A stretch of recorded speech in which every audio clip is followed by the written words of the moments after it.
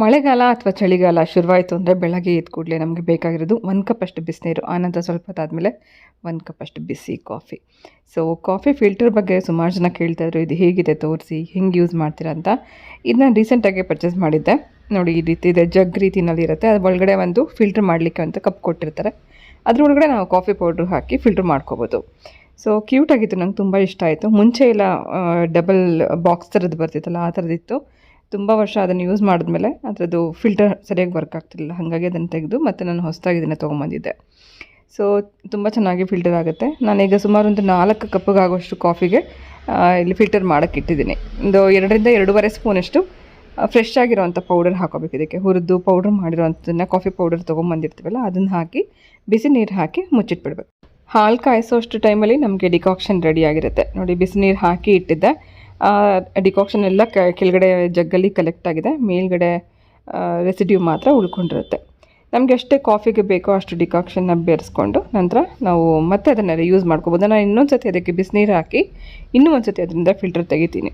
So ತುಂಬ ರುಚಿಯಾಗಿರುತ್ತೆ, ಅಷ್ಟೇ ಅರೋಮೆಟಿಕ್ ಆಗಿರುತ್ತೆ. ನಾವು ಎಷ್ಟೇ ಇನ್ಸ್ಟೆಂಟ್ ಕಾಫಿ ಉಪಯೋಗಿಸಿದ್ರೂ ಕೂಡ ಫಿಲ್ಟರ್ ಕಾಫಿ ಮುಂದೆ ಬೇರೆ ಕಾಫಿ ಇಲ್ಲ. ಆ ಟೇಸ್ಟೇ ಬೇರೆ, ಆ ಅರೋಮನೆ ಬೇರೆ. ಮಳೆಗಾಲ ಆಗಲಿ ಚಳಿಗಾಲ ಆಗಲಿ ಬೆಳಗ್ಗೆ ಎದ್ದು ಕೂಡಲೇ ಒಂದು ಸಣ್ಣ ಕಪ್ಪಷ್ಟು ಫಿಲ್ಟರ್ ಕಾಫಿ ಕುಡಿದ್ಬಿಟ್ರೆ ಒಂಥರ ಎನರ್ಜಿ ಬಂದಂಗೆ ಆಗುತ್ತೆ. ಸೊ ಡಿಯರ್, ಇವತ್ತಿನ ಮಾರ್ನಿಂಗ್ ಫಿಲ್ಟರ್ ಕಾಫಿಯಿಂದ ವ್ಲಾಗ್ನ ಸ್ಟಾರ್ಟ್ ಮಾಡಿದ್ದೀನಿ. ವ್ಲಾಗ್ನ ಪೂರ್ತಿ ನೋಡಿ. ವಿಡಿಯೋ ಇಷ್ಟ ಆಗ್ತಿದ್ರೆ ಪ್ಲೀಸ್ ಲೈಕ್ ಮಾಡಿ, ಸಬ್ಸ್ಕ್ರೈಬ್ ಮಾಡ್ಕೊಂಡು ನೋಡಿ.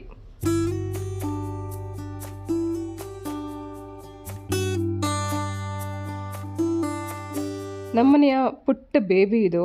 ಇದ್ರ ಜೊತೆಗೆ ನಾವು ಅದೆಷ್ಟು ಟೈಮ್ ಸ್ಪೆಂಡ್ ಮಾಡ್ತಿದ್ದೀವಿ ಅಂದರೆ, ನಾನಂತೂ 10 ನಿಮಿಷಕ್ಕೆ ಒಂದು ಸತಿ ಅದ್ರ ಜೊತೆ ಆಟ ಆಡ್ತಿರ್ತೀನಿ. ಅವನ ಆ್ಯಕ್ಟಿವಿಟೀಸ್ ಇದೆಯಲ್ಲ, ಪುಟ್ಟ ಮಗುನಲ್ಲಿ ಆಡೋವಂಥ ಆಟಗಳದು ಎಷ್ಟು ಚೆನ್ನಾಗಿರುತ್ತೋ ಅದೇ ರೀತಿಯಲ್ಲಿ ಇವನ ಜೊತೆ, ಮಫಿನ್ ಜೊತೆಗೆ.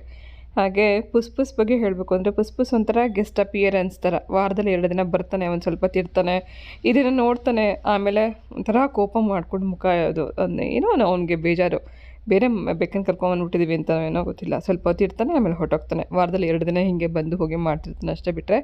ಸೊ ಇದಕ್ಕೇನು ತೊಂದರೆ ಅಂತೂ ಮಾಡಿಲ್ಲ. ಸ್ನೂಫಿ ಕೂಡ ಇದ್ರ ಜೊತೆಗೆ ಹೊಂದ್ಕೊಂಡಿದ್ದಾಳೆ. ಸೊ ಖುಷಿಯಾಗುತ್ತೆ ಇವುಗಳ ಜೊತೆಗೆ ನಾವು ಟೈಮ್ ಸ್ಪೆಂಡ್ ಮಾಡ್ತಿರೋದು. Hi all, welcome to Suji's lifestyle. ಹೇಗಿದ್ದೀರಾ? ನೀವೆಲ್ಲರೂ ಚೆನ್ನಾಗಿದ್ದೀರಾ ಅಂತ ಅನ್ನೋದು ನನ್ನ ಭಾವನೆ. ಬೆಳಗ್ಗೆ ಸ್ನಾನ ಆಯಿತು, ಪೂಜೆ ಆಯಿತು, ಹಾಗೆ ಮನೆ ಕ್ಲೀನಿಂಗ್ ಕೂಡ ಕೆಲಸ ಎಲ್ಲ ಆಲ್ಮೋಸ್ಟ್ ಮುಗಿದಿದೆ.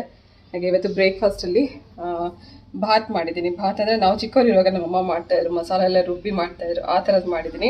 ತುಂಬ ಚೆನ್ನಾಗಿರುತ್ತೆ. ನಾವು ಯಾವಾಗಲೂ ಪೌಡ್ರ್ ಹಾಕಿ ಮಾಡ್ತಾ ಇದ್ವಲ್ಲ, ಆ ರೀತಿ ಅಲ್ಲ ಇದು. ಸ್ವಲ್ಪ ರುಬ್ಬಿ ಎಲ್ಲ ಮಾಡೋದು, ಕಾಯಿ ಎಲ್ಲ ಹಾಕಿ ರುಬ್ಬಿ ಮಾಡೋವಂಥ ಭಾತ್ ರೆಸಿಪಿ. ಇನ್ನು ಬ್ರೇಕ್ಫಾಸ್ಟ್ ಆಗಿಲ್ಲ, ಕ್ಲೀನಿಂಗ್ ಕೆಲಸ ಎಲ್ಲ ಆಲ್ಮೋಸ್ಟ್ ಒಂದು ಸ್ವಲ್ಪ ಮುಗಿಸಿದ್ದೀನಿ, ಅಡುಗೆ ಮಾಡಬೇಕು. ಹಾಗೆ ಒಬ್ಬರು ಕೇಳ್ತಾಯಿದ್ರು, ಮಗ ಇಂಜಿನಿಯರಿಂಗ್ ಮುಗಿಸಿದಾನೆಲ್ಲ, ನೀವು ಯಾಕೆ ಇನ್ನೂ ಕೆಲಸಕ್ಕೆ ಕಳಿಸ್ತಾ ಇಲ್ಲ ಅಂತ. ಆ್ಯಕ್ಚುಲಿ ಅವ್ರು ಇನ್ನೂ ಓದೋಕ್ಕೆ ಇನ್ನೂ ಸಾಕಷ್ಟಿದೆ, ಮಾಸ್ಟರ್ಸ್ ಮಾಡಬೇಕು ಅಂತ ಅಂದ್ಕೊಂಡಿದ್ದಾನೆ. ಸುಮಾರು ಪೇಪರ್ಸ್ ಎಲ್ಲ ಜೆರಾಕ್ಸ್ ಮಾಡಿಸ್ಕೊಂಬಂದು ಇಟ್ಕೊಂಡಿದ್ದಾನೆ ಓದ್ಕೊಳ್ಳೋದಕ್ಕೆ ಅಂತ. ಇದು GREಗೆ ಓದೋಕ್ಕೆ ಅಂತ ರೆಡಿ ಮಾಡಿಸಿ ಇಟ್ಕೊಂಡಿರುವಂಥ ಪೇಪರ್ಸ್. ಎಲ್ಲಿ ನಿಂದು ಬೌಲಲ್ಲಿ ನಿಂದು.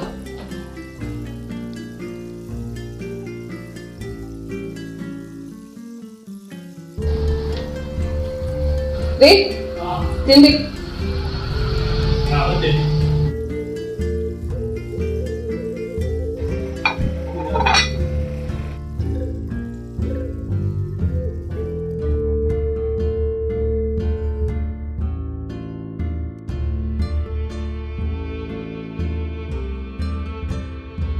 ಸುಜಿ, ಅದೇನು ತಿಂಡಿ? ವೆಜ್ ಸೋಯಾ ಬಾತ್. ಸೂಪರ್. ನನ್ನ ಹತ್ರ ಇರೋವಂಥ ಕೆಲವು ವಸ್ತುಗಳು, ಹಾಗೆ ತುಂಬ ಒಳ್ಳೆ ಬಾಳಿಕೆ ಬಂದಂಥ ವಸ್ತುಗಳನ್ನು ಇವತ್ತು ನಿಮ್ಮ ಜೊತೆಗೆ ಶೇರ್ ಮಾಡ್ತೀನಿ.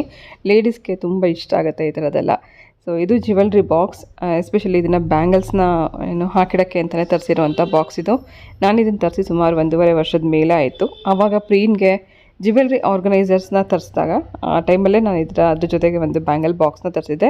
ಇದರ ಹಾಲ್ ಕೂಡ ನಾನು ಅದಕ್ಕೆ ಮುಂಚೆನೇ ಮಾಡಿದ್ದೆ, ಅಂದರೆ 1.5 ವರ್ಷಕ್ಕೆ ಮುಂಚೆನೇ ಮಾಡಿಬಿಟ್ಟಿದ್ದೀನಿ. ಇವಾಗಲೂ ನೋಡಿ, ಇದಿನ್ನೂ ಹೊಸದಂಗೆ ಇದೆ. ಕಾರಣ ಏನಂದರೆ, ರೇರಾಗಿ ಬಳಸುವಂಥ ವಸ್ತುಗಳನ್ನು ಮಾತ್ರ, ಅಂದರೆ ಬ್ಯಾಂಗಲ್ಸ್ನ ಮಾತ್ರ ಇದರಲ್ಲಿ ಹಾಕಿಡ್ತೀವಿ. ತುಂಬ ರೇರ್ ಆಗಿ ಇದನ್ನು ಹೊರಗಡೆ ತೆಗೆಯೋದ್ರಿಂದ ಇವಾಗಲೂ ಅಷ್ಟೇ ಚೆನ್ನಾಗಿದೆ, ಕ್ವಾಲಿಟಿ ತುಂಬ ಚೆನ್ನಾಗಿದೆ. 4 ರೋ ಇರೋದ್ರಿಂದ ತುಂಬ ಬಳೆಗಳು ನಾವು ಇದರಲ್ಲಿ ಸ್ಟೋರ್ ಮಾಡಿ ಇಟ್ಕೋಬೋದು. ಅದು ಚಿನ್ನದ ಬಳೆ ಆಗಲಿ, ಬೆಳ್ಳಿ ಬಳೆ ಆಗಲಿ, ಸ್ಟೋನ್ ಬಳೆಗಳಾಗಲಿ ಅಥವಾ ಸೆಟ್ ಇರೋವಂಥದ್ದಾಗಲಿ, ಯಾವುದೇ ಬಳೆ ಹಾಳಾಗ್ದಂಗೆ ಸೇಫಾಗಿರಬೇಕು ಅಂದರೆ ಈ ಥರ ಬ್ಯಾಂಗಲ್ ಬಾಕ್ಸ್ನ ಉಪಯೋಗಿಸ್ಕೋಬೋದು. ನಾನು ರೀಸೆಂಟಾಗಿ ಒಂದು ಸ್ವಲ್ಪ ಗಾಜಿನ ಬಳೆಗಳನ್ನು ತೊಗೊಂಬಂದಿದ್ದೆ, ಅದನ್ನು ಹಾಕಿ ಇಡ್ತಾಯಿದ್ದೀನಿ. ನಾನು ಹೆಚ್ಚಾಗಿ ಹಬ್ಬಗಳ ಟೈಮಲ್ಲಿ ಇಂಥ ಬಳೆಗಳನ್ನು ಉಪಯೋಗಿಸ್ತೀನಿ. ನನಗೆ ಈ ಥರದ್ದೆಲ್ಲ ತುಂಬ ಇಷ್ಟ. ಪ್ಲೈನ್ ಬಳೆಗಳು ಅಥವಾ ಗಾಜಿನ ಬಳೆ ಹಬ್ಬದ ಟೈಮಲ್ಲಿ ಹಾಕೊಳ್ಳೋದಕ್ಕೆ. ರೆಗ್ಯುಲರಾಗಿ ಒಂದು ಸಿಂಗಲ್ ಬಳೆ ಹಾಕ್ಕೊಂಡಿರ್ತೀನಿ. ಸೊ ಅದಕ್ಕೆ ಅಂತಲೇ ತರಿಸಿರುವಂಥ ಬಾಕ್ಸಲ್ಲಿ ಇದನ್ನು ಆರ್ಗನೈಸ್ ಮಾಡಿ ಇಡ್ತಾಯಿದ್ದೀನಿ. ಹಾಗೆ ಯಾರಿಗಾರ ಗಿಫ್ಟ್ ಕೊಡಬೇಕು ಅಂದರೆ, ಅದರಲ್ಲೂ ಮದುವೆ ಹೆಣ್ಣಿಗೆ ಗಿಫ್ಟ್ ಮಾಡಬೇಕು ಅಂದರೂ ಕೂಡ ಇದು ತುಂಬಾ ಚೆನ್ನಾಗಿದೆ.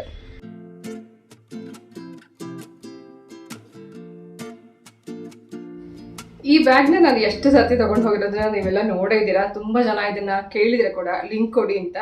ನಾನು ಸುಮಾರು ಸರ್ತಿ ಕಮೆಂಟಲ್ಲಿ ಅವ್ರಿಗೆಲ್ಲ ಲಿಂಕ್ ಕೂಡ ಶೇರ್ ಮಾಡಿದ್ದೆ.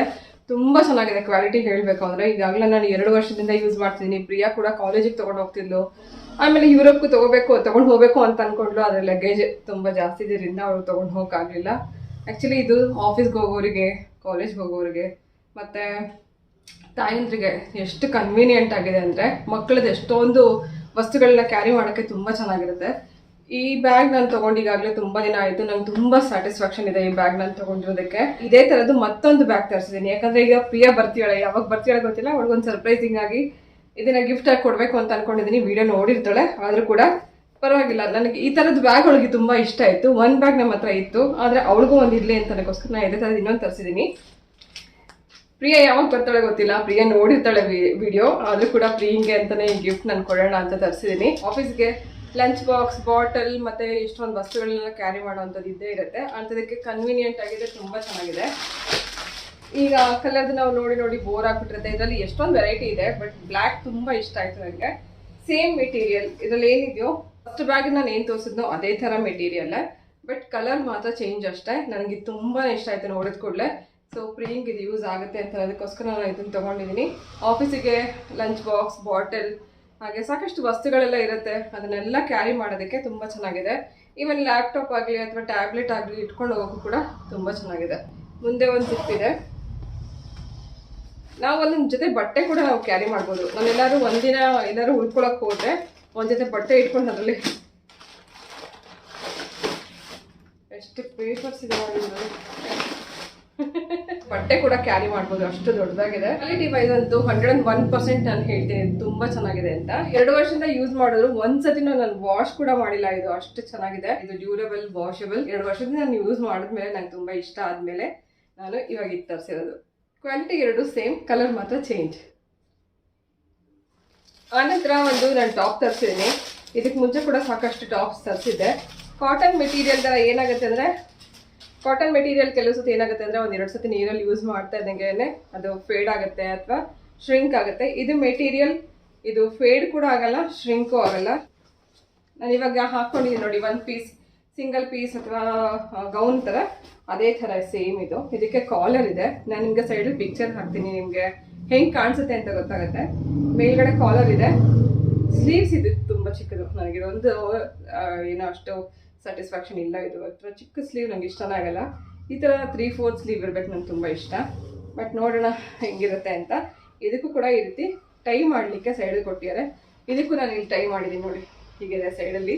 ಅದೇ ಥರ ನಾನು ಇವಾಗ ಏನು ಹಾಕ್ಕೊಂಡಿನೋ ಅದೇ ಥರ ಮೆಟೀರಿಯಲ್. ಇದು ಈ ಥರ ಟೆಲಿಕಾಟ್ ಮೆಟೀರಿಯಲ್ ಅಂತಾರಲ್ಲ ಆ ಥರದ್ದು. ಸೊ ಈ ಬಟ್ಟೆ ಶ್ರಿಂಕು ಆಗಲ್ಲ, ಕಲರು ಹೋಗಲ್ಲ, ಹೇಗಿರುತ್ತೋ ಹಾಗೆ ಇರುತ್ತೆ. ಫೇಡ್ ಕೂಡ ಆಗಲ್ಲ, ಹೀಗೆ ಇರುತ್ತೆ. ಸೊ ಬ್ಲ್ಯಾಕ್ ತರಿಸ್ತೀನಿ. ಆನಂತರ ದುಪಟ್ಟ. ಇದು ಮಲ್ಟಿ ಕಲರ್ ಅಲ್ಲಿ ಇರೋದ್ರಿಂದ ಎಲ್ಲ ಡ್ರೆಸ್ಗೂ ಮ್ಯಾಚ್ ಆಗುತ್ತೆ. ಯಾವ್ದ್ರ ಮೇಲೆ ಬೇಕಾದ್ರೂ ಹಾಕೋಬಹುದು ಈ ತರ ಮಲ್ಟಿ ಕಲರ್ ಇದ್ದಾಗ.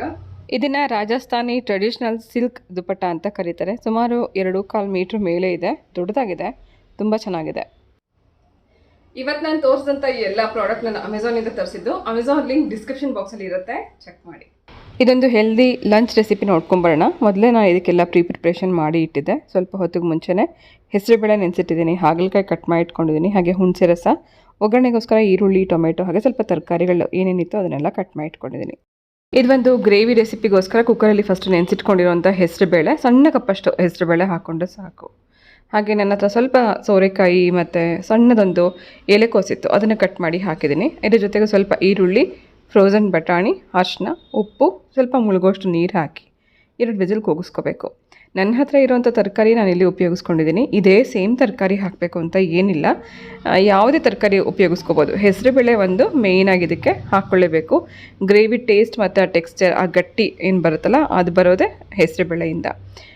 ಬೀನ್ಸ್, ಕ್ಯಾರೆಟ್, ಗೆಡ್ಡೆಕೋಸೆ ಈ ಥರದನ್ನೆಲ್ಲ ಮಿಕ್ಸ್ ಮಾಡ್ಕೊಂಡು ಕೂಡ ನೀವು ಈ ರೆಸಿಪಿ ಮಾಡ್ಕೋಬೋದು. ಸೋರೆಕಾಯಿ ಮತ್ತು ಕ್ಯಾಬೇಜ್ದು ಕಾಂಬಿನೇಷನ್ ಕೂಡ ತುಂಬ ಚೆನ್ನಾಗಿತ್ತು. ನೀರು, ಸ್ವಲ್ಪ ಅರಿಶಿನ, ಉಪ್ಪು ಹಾಕಿ 2 ವಿಸಿಲ್ ಕೂಗಿಸ್ಕೊಳ್ಳೋಣ.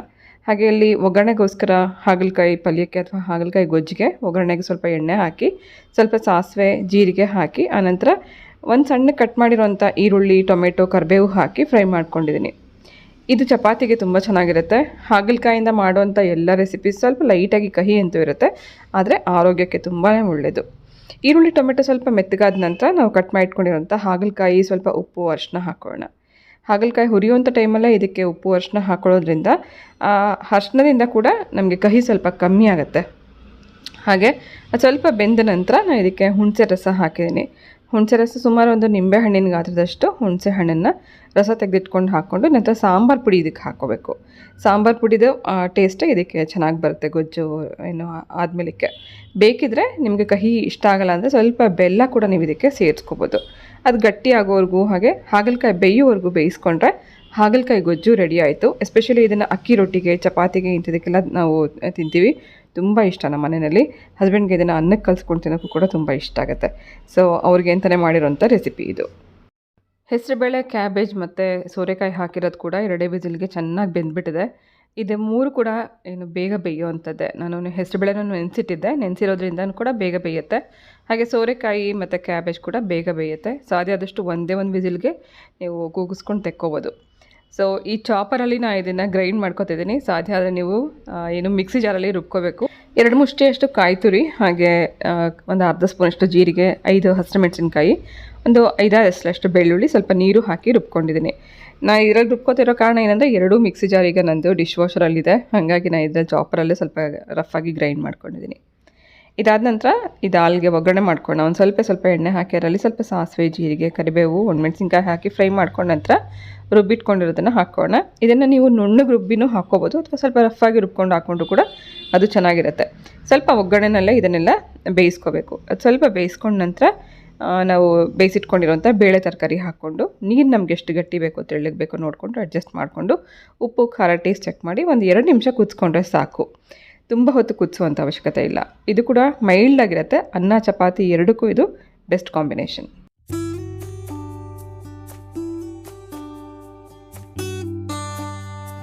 ಕಾಪಿ ರೈಟ್ ಆಗುತ್ತೆ. ಮೊದಲು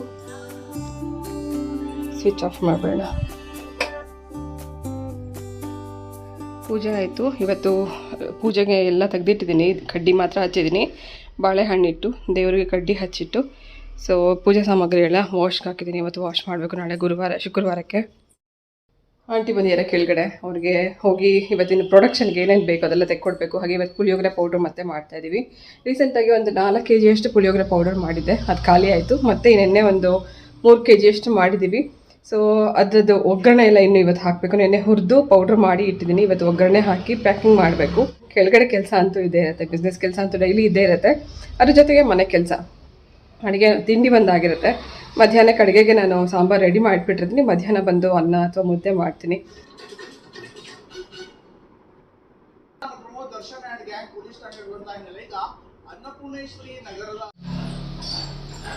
ಆಂಟಿ ರಾಗಿ ನೆನೆಸಿಟ್ರ ಆಂಟಿ? ಇನ್ನೇನು ಕೆಲವೇ ದಿನಕ್ಕೆ ಮಳೆ ಜಾಸ್ತಿ ಆಗುತ್ತೆ. ಆನಂತರ ಬಿಸಿಲು ಕೂಡ ಸ್ವಲ್ಪನೂ ಬರಲ್ಲ. ಹಾಗಾಗಿ ಯಾವಾಗ ಬಿಸಿಲು ಇರುತ್ತೆ ಆ ಟೈಮಲ್ಲಿ ಮೊಳಕೆ ಬರ್ಸಿರೋವಂಥದ್ದನ್ನು ಅಥವಾ ಬೇಳೆ ಕಾಳುಗಳನ್ನ ತೊಳೆದು ಒಣಗಿಸಿ ಇಟ್ಕೊಂಡ್ಬಿಡ್ತೀವಿ. ಟಿವಿ ಆನ್ ಮಾಡಿದ್ರೆ ಬರೀ ದರ್ಶನ್ ನ್ಯೂಸ್. ಎಲ್ಲ ಹೀರೋ ಅಂತ ಅನ್ಕೋತಿದ್ರು, ಅದು ವಿಲನ್ ಆಗಿರೋದು ಇವಾಗ ಕ್ಲಿಯರಾಗಿ ಗೊತ್ತಾಗ್ತಿದೆ. ಬಿಸಿಲು ನೋಡಿ, ಇವತ್ತು ಬಿಸಿಲೇ ಇಲ್ಲ. ಬೆಳಗ್ಗೆ ನಿನ್ನೆ ಇಲ್ಲ, ಎಷ್ಟು ಚೆನ್ನಾಗಿ ಬಿಸಿಲಿತ್ತು. ಇವತ್ತು ಬಿಸಿಲಿಲ್ಲ, ಬರೀ ಗಾಳಿ ಮಾತ್ರ ಬೀಸ್ತಾ ಇದೆ. ರಾಗಿ ಒಣಗುತ್ತಾ ಇಲ್ವಾ ನೋಡಬೇಕು. ಅದೇ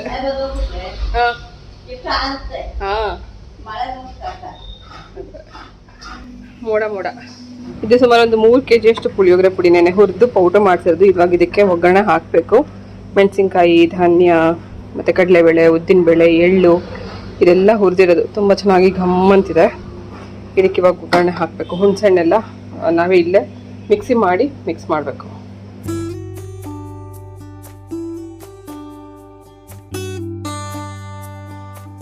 ಸಾಂಬಾರ್ ಪೌಡರ್ ಇದೆ, ಹಾಗೆ ರೆಡ್ ಚಿಲ್ಲಿ ಪೌಡರ್ ಇದೆ. ಈ ವಾರದಲ್ಲಿ ಪೂರ್ತಿ ಈ ಸ್ಟಾಕ್ ಪೂರ್ತಿ ಖಾಲಿ ಆಗುತ್ತೆ. ಆನಂತರ ಮತ್ತೆ ಫ್ರೆಶ್ ಬ್ಯಾಚ್ ರೆಡಿ ಆಗುತ್ತೆ. ಇಲ್ಲೇನಿದೆ ಅಷ್ಟು ಮಾತ್ರ ನಾವು ಇವಾಗ ಸದ್ಯಕ್ಕೆ ರೆಡಿ ಮಾಡಿಟ್ಕೊಂಡಿರೋದು. ಫ್ರೆಶ್ ಆಗಿ ಮಾಡಬೇಕು ಅಂತ ಯಾವುದು ಕೂಡ ಸ್ಟಾಕ್ ಇಟ್ಕೊಂಡಿಲ್ಲ. ಹಾಗೆ ಇದು ರೆಡ್ ಚಿಲ್ಲಿ ಪೌಡರ್, ಧನಿಯಾ ಪೌಡರ್. ಮೊನ್ನೆ ಒಂದು ಇಬ್ಬರು 10 ಪ್ಯಾಕೆಟ್ ಕೇಳಿದರು, ಹಾಗಾಗಿ ಸ್ವಲ್ಪ ಜಾಸ್ತಿನೇ ಮಾಡಿಸಿಟ್ಟೆ. ಧನಿಯಾ ಪೌಡರ್ ಇದೆ, ಹಾಗೆ ಮಿಲೆಟ್ ಮಿಕ್ಸ್ ಇದೆ. ಈ ಕಡೆ ಇರೋದೆಲ್ಲ ಸ್ಟಿಕ್ಕರ್ ಇರೋವಂಥ ರ್ಯಾಕ್ ಇದೆ. 2 ರ್ಯಾಕ್ ನಾನು ತರಿಸಿದೆ. 2 ರ್ಯಾಕಲ್ಲಿ ಒಂದರಲ್ಲಿ ಸ್ಟಿಕ್ಕರ್ ಇರೋದೆಲ್ಲ ಈ ಕಡೆಗಿದೆ. ಇದಕ್ಕೆಲ್ಲ ಸ್ಟಿಕ್ಕರ್ ಆರ್ಡ್ರ್ ಕೊಟ್ಟಿದ್ದೀವಿ, ಇನ್ನೂ ಬಂದಿಲ್ಲ. ಮೇಲ್ಗಡೆ ಇರೋದು ಉಪ್ಪಿನಕಾಯಿದು ಬಾಟ್ಲಿಗೂ ಸ್ಟಿಕ್ಕರ್ ಆರ್ಡ್ರ್ ಕೊಟ್ಟಿದ್ದೀವಿ. ಆನಂತರ ರಸಮ್ ಪ್ರೀಮಿಕ್ಸ್, ಆಮೇಲೆ ವಾಂಗಿಬಾತ್ ಪುಡಿ, ಸಾಂಬಾರ್ ಪ್ರೀಮಿಕ್ಸ್ ಇವತ್ತು ಮಾಡಬೇಕು. ಒಂದೇ ಒಂದು ಪ್ಯಾಕೆಟ್ ಇದೆ. ಸಾಂಬಾರ್ ಪ್ರೀಮಿಕ್ಸ್ ಇದೆ, ವಾಂಗಿಬಾತ್ ಪೌಡರ್ ಇದೆ, ರಸಮ್ ಪ್ರೀಮಿಕ್ಸ್ ಇದೆ, ಹಾಗೆ ದಾಲ್ ಪ್ರೀಮಿಕ್ಸ್ ಇದೆ. ಇದು ನಾನ್ ವೆಜ್ ಮಸಾಲ, ಹಾಗೆ ಇದು ಸ್ಪ್ರೌಟೆಡ್ ರಾಗಿ ಮಾಲ್ಟ್. ಇದಿಷ್ಟಕ್ಕೂ ಸ್ಟಿಕ್ಕರ್ ಈ ವಾರ ಬರುತ್ತೆ. ಸ್ಟಿಕ್ಕರ್ ಬಂದಮೇಲೆ ತುಂಬ ಚೆನ್ನಾಗಿ ಕಾಣಿಸುತ್ತೆ. ವಾರಕ್ಕೊಂದಷ್ಟು ಎಷ್ಟು ಬೇಕು ಅಂತ ನೋಡಿಕೊಂಡು ಪ್ರಿಪೇರ್ ಮಾಡ್ತಾ ಇರ್ತೀವಿ. ಪುಳಿಯೋಗರೆ ಪೌಡರ್ ನೋಡಿ ಖಾಲಿ ಆಗೋಗಿದೆ, ಒಂದೂ ಇಲ್ಲ. ಹಾಗಾಗಿ ಇವತ್ತು ಪುಳಿಯೋಗರೆ ಪೌಡರ್ ರೆಡಿ ಮಾಡ್ತಾ ಇದ್ದೀವಿ. ನಮ್ಮ ಸಂಪ್ ಇಲ್ಲಿರೋದ್ರಿಂದ ನೀರಿನ ಶಬ್ದ ಕೇಳಿಸ್ತಾ ಇದೆ. ಸೊ ಈ ಫ್ಲೋರಲ್ಲಿ ಸಂಪ್ ಕೂಡ ಇರೋದ್ರಿಂದ ನೀರು ಬರೋದು ಗೊತ್ತಾಗ್ತಿರುತ್ತೆ, ಯಾವಾಗ ಬರುತ್ತೆ ಯಾವಾಗ ಬರಲ್ಲ ಅಂತ. ಹಾಗೆ ಪ್ರಿಪ್ರೇಷನ್ ಕೂಡ ನಡೀತಾ ಇರುತ್ತೆ.